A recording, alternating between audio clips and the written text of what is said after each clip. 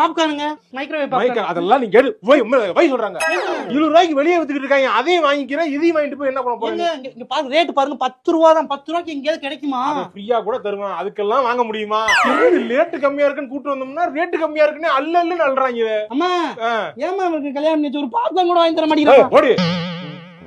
ஏங்க ஏதாவது மறந்துட்டேனா? மறக்கலாம் இல்ல, நீ கரெக்ட்டா தான் பண்ணி நீ பாரு. போடுங்க சார், எல்லாத்தையும் பில் போடுங்க சார். பேக் ஆட் பண்ணணுமா சார்? பேக் எடுத்து போடுங்க, ஒரு பேக் போடுங்க. ஏன் பேக் எடுத்து வரல நீ? ஏங்க நான் வரப்போறேன்னு தான் தெரியுது. பேக் எடுத்து வந்தா என்ன குறைஞ்சு போயிருவீங்க நீங்க? உங்களுக்கு தெரியும்ல வரப்போறோம், நீங்க எடுத்து வைக்க வேண்டியதானே. எல்லாத்தையும் என் பக்கெட்டே கார்னர் பண்ணாதீங்க. குறையா சொல்லிட்டு இருக்கீங்க. பேக் எவ்வளவு? சின்ன பேக் வந்து 15 ரூபாய், பெரிய பேக் 30 ரூபாய் சார். 30 ரூபாய்க்கு அதுல என்னங்க இருக்கு? நீங்க போடுங்க மேடம், பேசிக்கிட்டே இருக்காங்க. பில் போடுங்க. எவ்வளவு மேடம்? 9980 எது?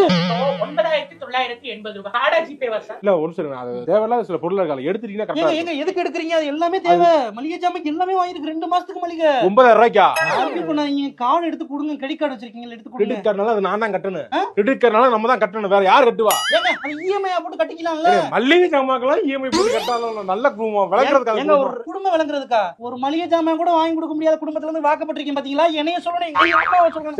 சரி இத அப்படியே வச்சிரேன். வண்டியோட நிப்பாட்டிட்டு போய் எனக்கு வேணாம்.